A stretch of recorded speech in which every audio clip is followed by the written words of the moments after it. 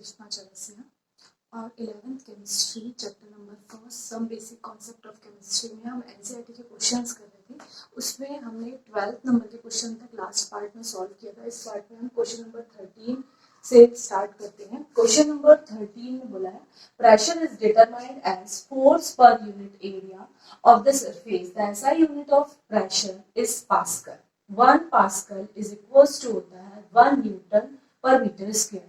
If mass of air at sea level is इतने gram दिया हुआ है 1034 gram per centimetre square, calculate pressure in pascal. हमें pressure निकालना है। वो बोल क्या रहा है कि यदि ये आपकी अर्थ की सरफेस है, ठीक है, तो इस अर्थ की सरफेस पर सेंटीमीटर क्यूब पर, ठीक है, यदि हमने 1 सेंटीमीटर का एरिया लिया तो इतने एरिया में वो बोल रहा है कि ये अर्थ है, अर्थ के ऊपर क्या होती है, सी लेवल से ऊपर क्या होती है, अर्थ है, वहां पर एयर होती है। तो इस एयर का वो पर यूनिट एरिया में जो एयर है उसका मास हमें कितना बताया है 1034 ग्राम। इसके अकॉर्डिंग वो बोल रहा है कि प्रेशर को कैलकुलेट करिए, इतने मास की जो एयर है वो कितना प्रेशर को क्रिएट करेगी। तो प्रेशर इज इक्वल्स टू होता है force upon area. So force is equals to क्या होता है mass into mg, mass into acceleration divided by area. तो मास हमें इसमें कितना दिया हुआ है 1034 ग्राम। अर्थ पर जो एक्सेलरेशन होगा वो कितना हो जाएगा 9.8 मीटर पर मीटर सेकेंड स्क्वायर। अब एरिया कितना दिया हुआ है 1 सेंटीमीटर क्यूब, ये हमें एरिया दिया हुआ है। यहाँ पर ये जो वैल्यू है ये ग्राम में है और हमसे क्या पूछा है कि एसआई यूनिट में निकालिए। पास्कल मतलब इसकी एसआई यूनिट में निकालिए। तो हमें यहाँ ग्राम को किसमें कन्वर्ट करना होगा किलोग्राम में। तो 1034 इंटू 10 टू दी पावर -3, तो ये किसमें कन्वर्ट हो जाएगा किलोग्राम में। या हम इसको लिखते हैं कि 1.034 केजी, ये केजी में कन्वर्ट हो गया ग्राम, into 9.8 metre per second square divided by, अब देखिए यहाँ पर ये जो सेंटीमीटर क्यूब है इसे भी हमें किस में कन्वर्ट करना होगा मीटर में। तो 1 सेंटीमीटर देखिए 100 सेंटीमीटर इज इक्वल्स टू कितना होता है 1 मीटर, है ना। तो हम इसको कन्वर्ट करेंगे तो ये हो जाएगा 10 to the power -2 metre square. बस हम कैलकुलेट कर लेंगे, हमारा आंसर हो जाएगा 1.034 into 9.8 10.313 into 10 to the power -4। तो हम इसको ऐसे लिख लेंगे 1.0313 इंटू 10 टू दी पावर -5। अब ये जो वैल्यू है मैं इसको यहाँ लिखती हूँ, ये वैल्यू 1 पास्कल के इक्वल होती है। तो हमारा आंसर होगा 1.0313 into 10 to the power -5 pascal, ये आ जाएगा, ठीक है। इसके बाद हमसे दूसरा क्वेश्चन पूछा हुआ है कि what is SI unit of mass, how is it defined. तो एसआई यूनिट मास की क्या होती है किलोग्राम होती है। और ये डिफाइंड कैसे होती है कि एक international bureau of weights and measure in France, एक इंटरनेशनल ब्यूरो है, वहां पर प्लेटिनम और इरिडियम का एक ब्लॉक रखा हुआ है। उस ब्लॉक को हमने सपोज किया है कि वो कितना है 1 केजी का है। और अभी हम जितने भी मेजर के लिए वेट के लिए जो हम वेट ब्लॉक बनाते हैं 1 केजी का, वो उसी ब्लॉक के अकॉर्डिंग बनाते हैं। इतना बड़ा एक ब्लॉक है उस प्लेटिनियम इरिडियम का, उसी को हमने बोला है कि ये कितना है 1 केजी है ना। तो ये डेफिनेशन दी हुई इसकी, the mass of platinum iridium block stored at International Bureau of Weights and Measure in France. Thus, it is the mass of the international prototype of the kilogram. तो ये इसी को हमने प्रोटोटाइप मान लिया है कि 1 किलोग्राम का प्रोटोटाइप है जो कि इंटरनेशनल ब्यूरो में रखा हुआ है। इसके बाद हम नेक्स्ट क्वेश्चन है 1.15। इसमें हमसे बोल रहा है match the following prefix with their multiples. तो माइक्रो के लिए 10 का मल्टीपल्स क्या होता है, इसको हम बोलते हैं 10 टू दी पावर -6। डेका हम किसे बोलते हैं 10, मेगा किसे बोलते हैं 10 टू दी पावर 6 को, गीगा मीन्स होता है 10 टू दी पावर 9। और फेम्टो मीन्स होता है 10 टू द पावर -15। एनसीईआरटी की बुक में इसका टेबल दिया हुआ है। नेक्स्ट क्वेश्चन है question number 16, what do you mean by significant figure. तो सिग्निफिकेंट फिगर क्या होते हैं, इसमें जितनी भी सर्टेन डिजिट होती है, सर्टेन डिजिट का मीनिंग ये होता है कि सपोज जैसे यदि आपने एक सिलेंडर में किसी वॉल्यूम को मेजर किया, तो आपने यहाँ तक मेजर किया, तो यहाँ तक सपोज जैसे ये मेजर करने पर कितना आया 25 ml आया। उस 25 ml को यदि आप और मैग्नीफाइड कर 25.19 आया, 25.19 आया। लेकिन आप यदि कोई अच्छे किसी इंस्ट्रूमेंट से उसको और ज्यादा मेजर करके देखेंगे, तो मेजर करने पर हो सकता है यहाँ पर यदि 25.19 पर आपको ये मिल रहा है, आप इसको मैग्नीफाइड कर रहे हैं, तो मैग्नीफाइड करने पर ये वॉल्यूम आपको कुछ ऐसा दिख रहा है। यहाँ पर ये आपका स्केल है, तो ये स्केल पर इस पॉइंट पर ये इतना बड़ा दिख रहा है। तब यहाँ पर क्या होता है कि ये जो दो डिजिट 25 ml तो ये है, ठीक है, लेकिन मैग्नीफाइड करने पर आप देख रहे हैं कि एग्जैक्ट कब आता, जबकि ये 25.19 है और ये इसका ये लेवल इसके इस लेवल को एक्यूरेट टच करे, तब हम क्या बोलते हैं कि 25.19 ml है।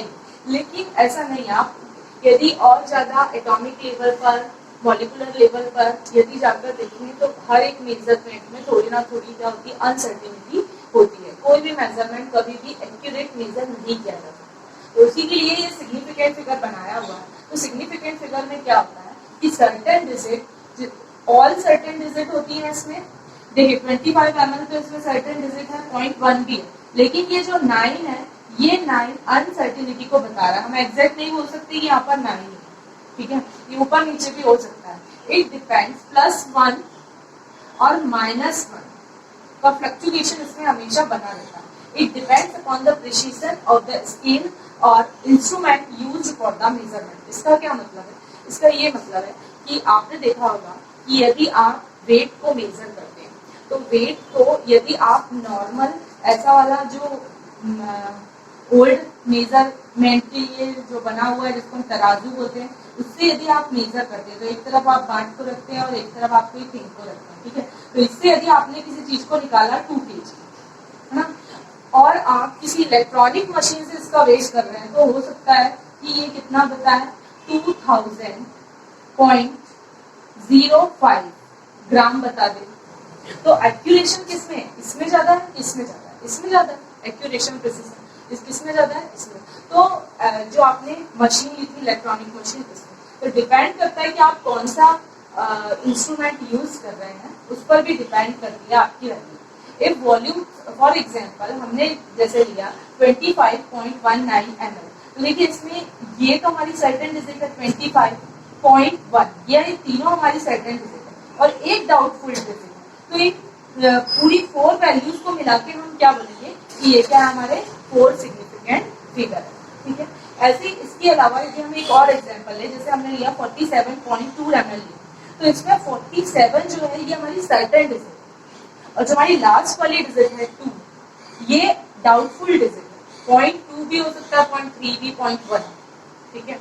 वो डिपेंड करेगा कि हमने कौन सा इंस्ट्रूमेंट लिया, ठीक है। तो उसमें जितना आप अच्छा मैग्नीफाइड इंस्ट्रूमेंट लेंगे, फाइन इंस्ट्रूमेंट लेंगे, उतनी अनसर्टेनिटी कम होती जाएगी। तो 27.2 में 2 हमारी सर्टेन डिजिट है +1 हमारी डाउटफुल डिजिट है, तो टोटल सिग्निफिकेंट डिजिट कितनी हो जाएंगी 3। फिर इसके बाद हम क्वेश्चन नंबर 17 देखते हैं। क्वेश्चन नंबर 17 में हमसे बोला है ना, a sample of drinking water was found to be severely contaminated. Contaminated water का सैंपल है जिसमें कि क्लोरोफॉर्म प्रेजेंट है, suppose to be carcinogenic in nature, ये कैंसर को कॉज कर सकता है क्लोरोफॉर्म यदि वाटर में होता है। The level of contamination was 15 ppm by mass दिया हुआ। देखिए ppm क्या होता है, तो हमसे क्या पूछा, express this in percent by mass, और दूसरा पूछा determine the molarity of chloroform in the water sample. तो ppm का मतलब क्या होता है, पार्ट पर मिलियन। इसका मतलब ये होता है कि 1 ppm यदि मैंने लिखा, तो इसका मतलब ये होता है कि 1 part of solute present in 10 to the power 6 part of the sample or solution. ये मीनिंग होता है इसका। देखिए यदि हमें 50 ppm के लिए बताना है और बाय मास दिया हुआ, तो 15 ppm के लिए क्या हो जाएगा, बाय मास यदि बोला है, इस पार्ट की जगह ग्राम भी आ सकता है, यदि मास में दिया हुआ तो ग्राम आ सकता है, यदि वॉल्यूम में दिया हुआ तो यहाँ पर पार्ट की जगह वॉल्यूम आ जाएगा। तो 50 ppm बाय मास, इसका मीनिंग ये होगा कि 15 ग्राम chloroform is present in 10 to the power 6 gram of solution। ये नहीं होगा इसका। अब हमसे क्या बोला है, इसको आप कन्वर्ट करिए परसेंट बाय मास। तो परसेंट बाय मास का फॉर्मूला क्या होता है, mass of solute divided by mass of solution into 100। तो मास ऑफ सॉल्यूट हमें क्या कितना दिया हुआ, 15 ग्राम, और सॉल्यूशन का मास हमें कितना दिया हुआ है, 10 to the power 6 gram into 100। तो ये कैलकुलेट होकर आ जाएगा 15 into 10 to the power 2 into 10 to the power -6, तो ये हो जाएगा 10 to the power -4, 1.5 into 10 to the power -3। ठीक है, ये परसेंट बाय मास क्लोरोफॉर्म का कैलकुलेट होगा। अब सेकेंड पूछा है, determine the molarity of chloroform in the water sample. तो वाटर सैंपल में हमें क्लोरोफॉर्म की क्या बतानी है, मोलरिटी। मोलरिटी का फॉर्मूला क्या होता है, number of moles of solute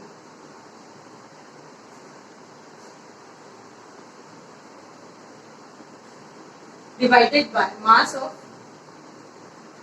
solvent in kg। तो हम नंबर ऑफ मोल्स किसके निकालेंगे, क्लोरोफॉर्म के। तो number of moles of chloroform, solute हमारा क्या है यहाँ पर, क्लोरोफॉर्म, ClCl। तो नंबर ऑफ मोल्स कैसे निकालते हैं, mass divided by molar mass. तो मास इसका हमें कितना दिया हुआ है, 15 ग्राम, और मोलर मास इसका हो जाएगा 119.5। ये जो क्लोरोफॉर्म है, देखिए इसमें कार्बन, इसका मोलर मास कैसे निकालेंगे, कार्बन का एटॉमिक मास होता है 12, हाइड्रोजन का होता है 1, और क्लोरीन जो है इसका होता है 35.5। तो इसको 3 से मल्टीप्लाई कर लेंगे, पूरे को टोटल कर लेंगे तो कितना आ जाएगा, 119.5। और इस वैल्यू को हम यहाँ पर पुट करेंगे, लेकिन उसके पहले हमें और भी क्या निकालना होगा, mass of solvent in KG. तो मास ऑफ सॉल्वेंट हम कैसे निकालेंगे, mass of solvent is equals to होगा मास ऑफ सोल्यूशन, सोल्यूशन के मास में से, देखिए सोल्यूशन इज इक्वल्स टू क्या होता है, सॉल्वेंट प्लस सॉल्यूट।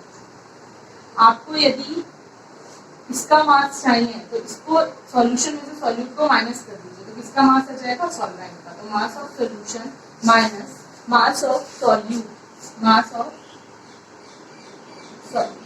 तो सॉल्यूट का मास कितना है, मतलब क्लोरोफॉर्म का कितना है, 15 ग्राम, और मास ऑफ सॉल्यूशन कितना है, 10 to the power 6। तो जब आप इसको माइनस करेंगे तो 10 to the power 6 में से ये क्वांटिटी बहुत स्मॉल है, तो हम इसको अप्रॉक्स कितना ले लेंगे, 10 to the power 6 ही। इसके कंपेरिजन में ये बहुत ही स्मॉल। तो ये पूरा की पूरा जो सॉल्यूशन है वो किसके जैसे बिहेव करेगा, सॉल्वेंट के जैसे। तो मास ऑफ सॉल्वेंट कितना आ गया, 10 to the power 6 है।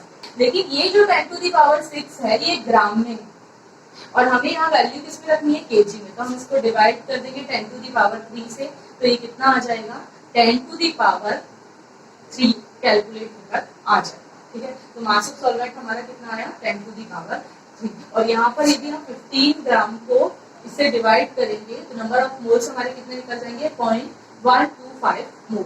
अब हम इस वैल्यू को यहाँ पर पुट करते हैं मोलेरिटी के फॉर्मूले। तो m इज इक्वल्स टू हो जाएगा 0.2125 divided by 10 to the power 3। इसको कैलकुलेट करने पर मोलेरिटी आ जाएगी 125 into 10 to the power minus 4.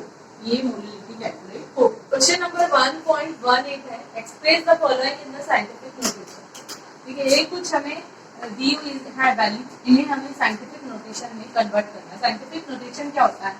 n into 10 to the power n, where n is integer। ये n हमेशा क्या होगा? एक इंटीजर वैल्यू होगी।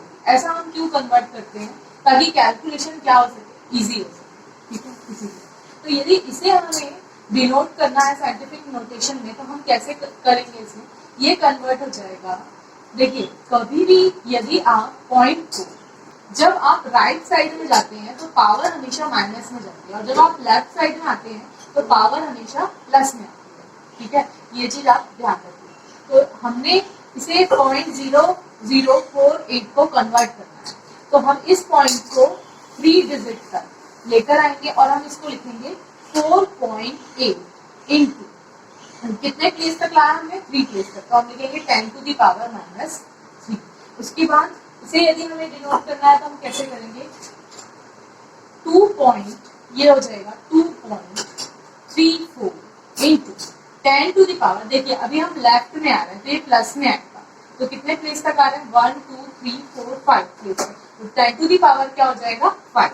लेफ्ट साइड में आए तो पावर क्या होगी? प्लस में, और राइट साइड में जाएंगे तो पावर क्या होगी? माइनस में। जैसे इसे यदि हमें कन्वर्ट करना है साइंटिफिक नोटेशन में, तो ये कैसे कन्वर्ट होगा? 8.008 इंटू 10 to the power। देखिए, अभी आप कहाँ आ रहे हैं? आप आ रहे हैं लेफ्ट साइड में। लेफ्ट साइड में आने पर पावर जो होगी वो प्लस में होगी। तो कितने प्लेस तक है? 3 प्लेस तक। तो 10 to the power क्या हो जाएगा? 3। इसके बाद नेक्स्ट क्वेश्चन है 500.0। तो 500.0 के लिए आप इसे लिख सकते हैं 5 पॉइंट। देखिए, इसमें ये जो दोनों जीरो है, ये जीरो सिग्निफिकेंट जीरो, और आफ्टर डेसिमल जो जीरो आता है वो भी सिग्निफिकेंट जीरो होता है। ठीक है, तो यदि आप इसको ऐसे लिख देंगे कि 5 इंटू 10 to the power 2, तो इसका मतलब ये है कि जब कोई इसको कन्वर्ट करेगा तो वो क्या पड़ेगा? 500। उसे ये मालूम होगा कि क्या लिखा हुआ है? 500। जबकि वैल्यू क्या है? 500.0। मतलब कि इसमें एक्यूरेसी कहाँ तक है? ये तीनों जीरो जो है इसमें, ये क्या है? पूरी सिग्निफिकेंट फिगर है, 4 सिग्निफिकेंट फिगर है इसमें। इसीलिए आप इसको ऐसे नहीं लिखेंगे, आप इसको लिखेंगे 5.000 इंटू 10 to the power 2। आप इसको ऐसे लिखेंगे।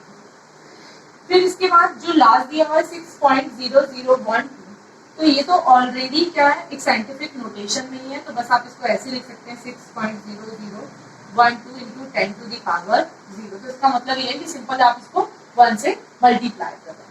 इसके बाद है नेक्स्ट है 1.19। How many significant figure are present in the following. इनमें आपको बताना है कितनी सिग्निफिकेंट फिगर। तो देखिए, जो इनिशियल जीरो होते हैं वो तो सिग्निफिकेंट नहीं होते, तो इसमें ये सिग्निफिकेंट होगा, ये तो कितनी हो गई टोटल सिग्निफिकेंट वैल्यूज? 2। इसके बाद हमें इसमें बताना है कितने सिग्निफिकेंट फिगर। तो देखिए, ये तो जो 2 सिग्निफिकेंट वैल्यूज के बीच में जो जीरो आता है वो भी सिग्निफिकेंट होता है। तो यहाँ पर कितने सिग्निफिकेंट फिगर हो गए? 3। इसके बाद इसमें देखिए 2 सिग्निफिकेंट फिगर के बीच में जितने भी जीरो आते हैं वो सारे क्या होते हैं? सिग्निफिकेंट। तो इसमें सिग्निफिकेंट फिगर कितने हो गए? 4।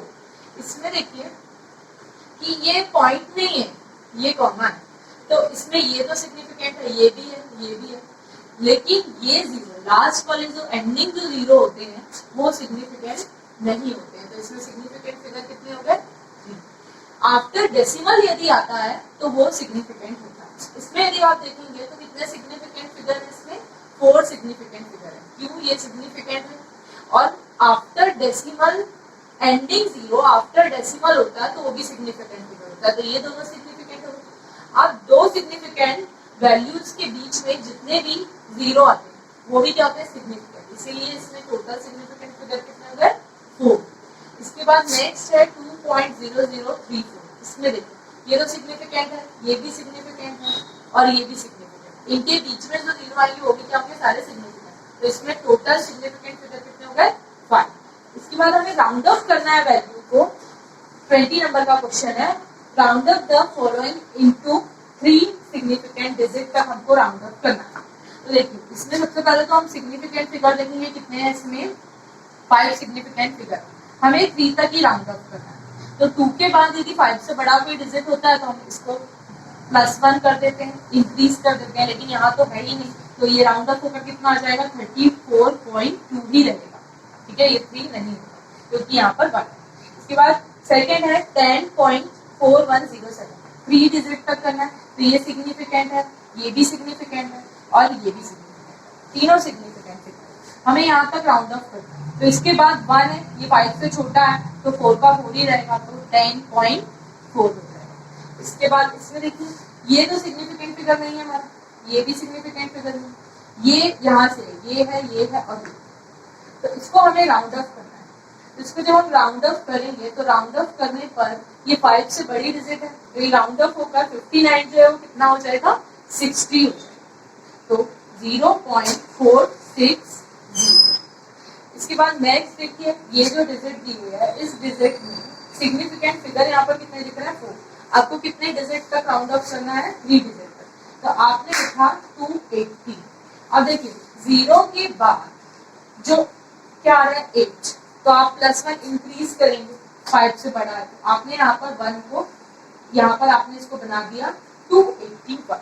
लेकिन अभी भी देखिए कि ये जो डिजिट थी इसमें सिग्निफिकेंट फिगर टोटल कितने थे 4 और इसमें कितने हो गए 3, तो मैग्नीट्यूड चेंज नहीं होना चाहिए, यहाँ पर इसका क्या हो जाएगा मैग्नीट्यूड चेंज होगा, तो इसलिए आप यहाँ पर क्या लगा देंगे 0।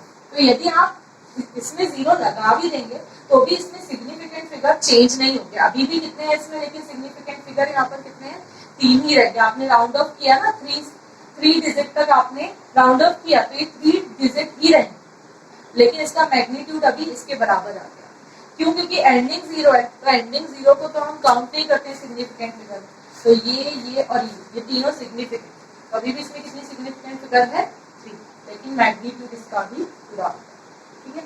तो इसके बाद question number 21, the following data are obtained when dinitrogen and dioxygen react together to form different compound.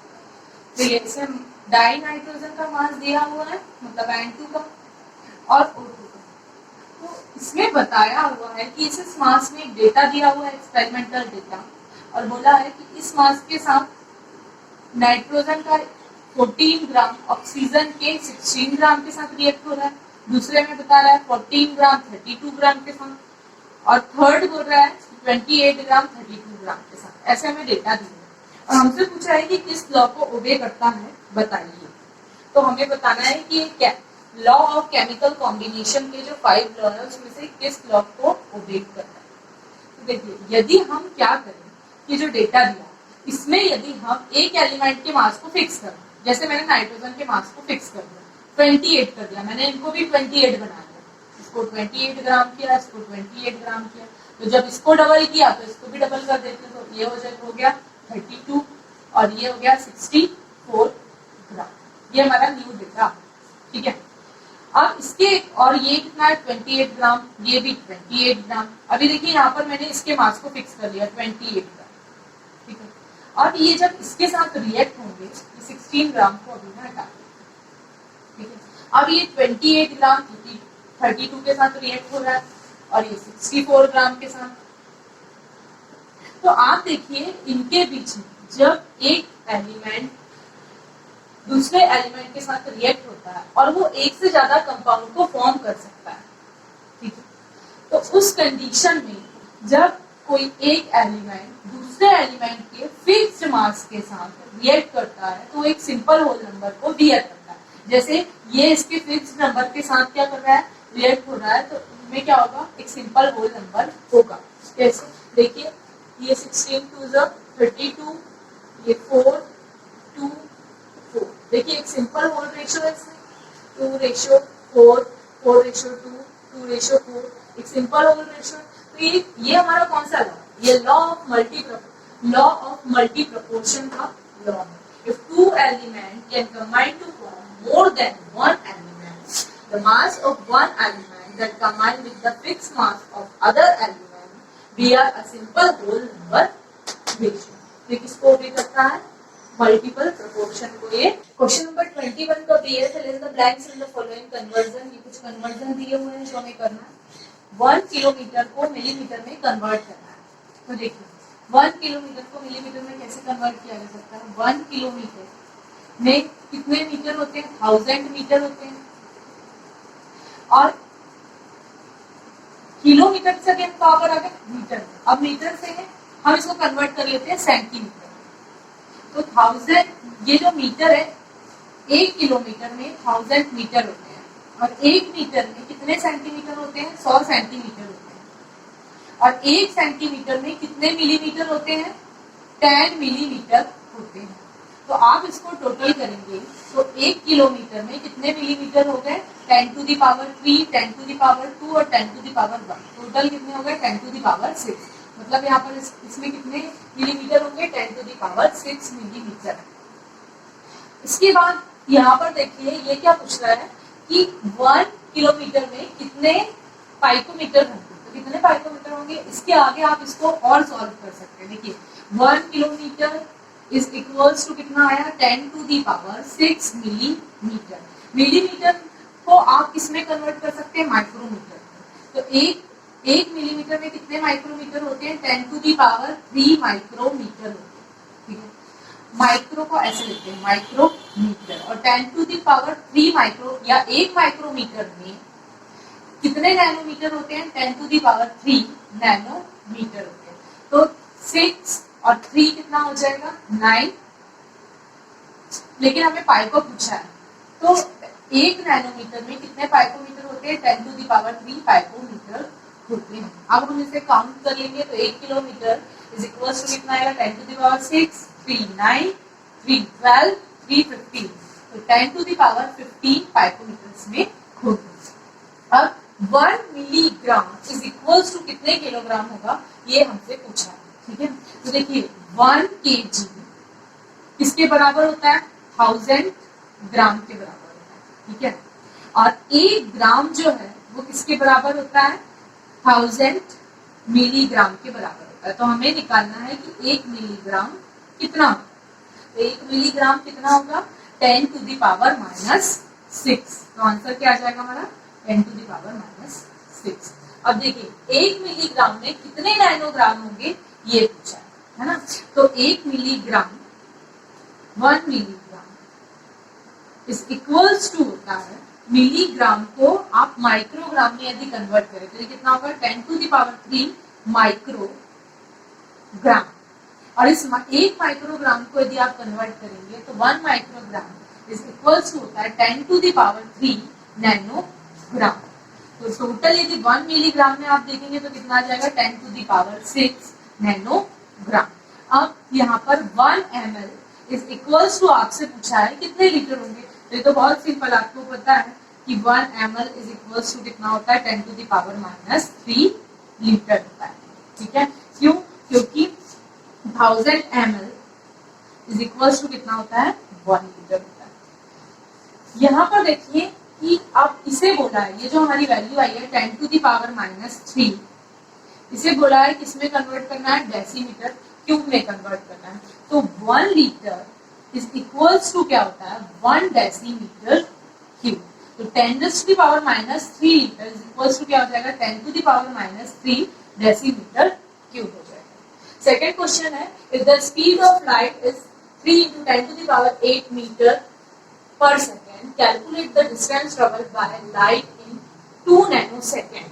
तो इसमें हम नैनो सेकेंड को सेकेंड में हम कन्वर्ट करेंगे। बहुत सिंपल क्वेश्चन है ये तो इसका फॉर्मूला हो जाएगा, speed is equals to distance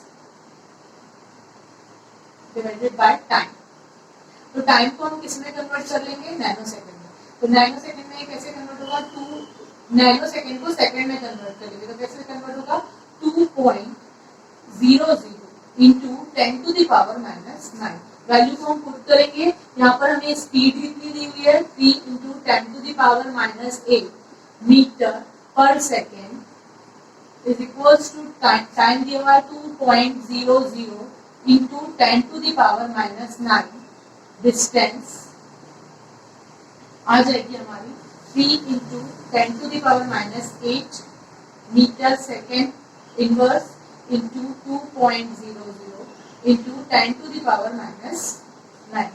अब देखिए यहाँ पर जब हम मल्टीप्लाई करेंगे तो मल्टीप्लाई करने पर हमें कितने सिग्निफिकेंट फिगर दिख रहे हैं? इसमें हमें 3 सिग्निफिकेंट फिगर दिख रहे हैं, उसमें हमें 2 सिग्निफिकेंट, इसमें हमें 1 सिग्निफिकेंट फिगर दिख रहे हैं। ये जो वैल्यू है ये एक्चुअली 3.0 दी हुई है, 3.0। तो मैं इसको 3.0 ही लिख लेती हूँ। अब देखिए जब हम मल्टीप्लाई करेंगे तो मल्टीप्लाई करने पर जिसमें कम सिग्निफिकेंट फिगर होते हैं आंसर में हम उतने ही सिग्निफिकेंट फिगर को रखते हैं। तो इसमें 2 है, इसमें 3 सिग्निफिकेंट फिगर है। तो हमारे आंसर में जब हम मल्टीप्लाई करेंगे तो कितने सिग्निफिकेंट फिगर आने चाहिए? 2, क्योंकि इसमें कम है। कितने? 2। तो 6.0 इंटू 10⁻⁻1 मीटर, ये क्या कैलकुलेट हो जाएगी? हमारी डिस्टेंस कैलकुलेट हो जाएगी। नेक्स्ट क्वेश्चन देखते हैं। क्वेश्चन नंबर 1.23, इसमें हमसे पूछा हुआ है ये एक रिएक्शन दी हुई है। ये एक रिएक्शन ऐसे हो रही है A + B2 इक्वल्स टू बना रहा है AB2। इसमें हमसे पूछ रहा है कि आइडेंटिफाई करिए इस कंडीशन के अकॉर्डिंग कि क्या कोई लिमिटिंग रिएजेंट प्रेजेंट है। तो हम फर्स्ट देखते हैं कि 300 एटम्स, पहले तो हमें इस इक्वेशन को समझ लें इसकी स्टोइकियोमेट्री के अकॉर्डिंग। ये अभी बैलेंस इक्वेशन है, ठीक है। तो इसमें हम देखते हैं कि 1 मोल A 1 मोल B के साथ रिएक्ट हो रहा है, इसका 1 मोल इसके 1 मोल के साथ रिएक्ट हो रहा है और क्या बना रहा है? 1 मोल AB2 बना रहा है, ठीक है। तो फर्स्ट कंडीशन में हमसे बोला है कि 300 एटम्स यदि किसके हैं? A के, और B के कितने हैं? 200 एटम्स हैं। तो वो हमसे बोल रहा है कि आइडेंटिफाई करिए इसमें लिमिटिंग रिएजेंट क्या होगा। देखिए इसके 3, इसका यदि 1 मोल है तो इसको इसके 1 मोल के साथ रिएक्ट करना है। तो ये बताइए यदि 300 है तो यहाँ पर भी कितने होने चाहिए? 300, लेकिन यहाँ पर 300 है क्या? नहीं, यहाँ पर 200 है। तो इसमें फर्स्ट में लिमिटिंग रिएजेंट जो है Lr कौन होगा? B मॉलिक्यूल जो होगा हमारा वो क्या होगा? Lr होगा। क्यों? क्योंकि ये लिमिट में प्रेजेंट है यहाँ पर।